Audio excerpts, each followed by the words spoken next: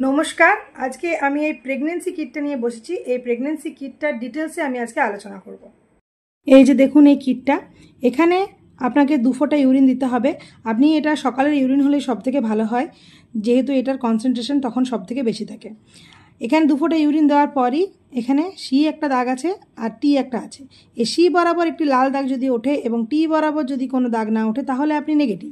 এই সি বরাবর যদি একটি লম্বা দাগ লাল কালারের ওঠে এবং টি বরাবরও যদি একটি লম্বা লাল কালারের দাগ ওঠে তার মানে আপনি পজিটিভ।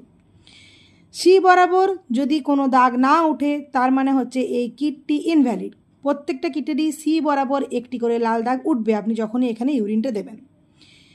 সি বরাবর যদি একটি লাল দাগ ওঠে এবং টি বরাবর একটি হালকা লাল দাগ ওঠে, যেটি আপনি বুঝতে পারছেন না যে পজিটিভ না নেগেটিভ, তার মানে জানবেন আপনার পজিটিভের চান্সটাই সবথেকে বেশি।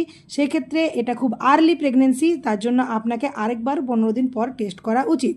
সি জায়গাতে যদি একটি লাল দাগ উঠে আর টি জায়গাতে যদি একটি সাদা রঙের দাগ ওঠে যার মধ্যে কোনো লালের ভাব নেই, তার মানে এটা হচ্ছে লাইন অফ ইভাপোরেশন। এখানে ইউরিনটা দিয়েছেন বলে ওটা ইভাপোরেটেড লাইন একটা তৈরি হয়েছে, সেক্ষেত্রে আপনি কিন্তু নেগেটিভ। আপনার সি দাগ পজিটিভ যদি হয়, লাল হয় এবং টি যদি সাদা হয় তার মানে আপনি কিন্তু নেগেটিভ। এবারে বলি, দুটি দাগই আপনার যদি থাকে তার মানে আপনি পজিটিভ। কিন্তু সেই ক্ষেত্রে কিছু কিছু ব্যতিক্রম জিনিসও আছে, যেমন যদি আপনার জরায়ুতে টিউমার থাকে বা যদি আপনি কোনো হরমোনাল ওষুধ খাচ্ছেন বা ধরুন কোনো প্রেগনেন্সির কোনো অ্যাবর্শনের মধ্যে দিয়ে গেছেন, তার 2-1 মাস পরে আপনি এটা টেস্ট করছেন, তাহলে কিন্তু দুটি লাল দাগই এখানে উঠবে, কিন্তু সেই ক্ষেত্রে আপনি কিন্তু পজিটিভ নন, আপনি নেগেটিভ। এটাকে বলা হয় ফলস প্রেগনেন্সি। আরেকটি বড় ধরনের জিনিস আছে যেটিতে দুটি দাগই উঠে অথচ মা প্রেগনেন্ট হয় না, সেটি হলো সাইকোলজিক্যাল সমস্যা। এক ধরনের সাইকোলজিক্যাল সমস্যা প্রেগনেন্সিকে ঘিরে হয়, সেই সমস্যার জন্যও কিন্তু দুটি লাল দাগ ওঠে, কিন্তু সেই ক্ষেত্রে আপনি কিন্তু একদমই প্রেগনেন্ট নন।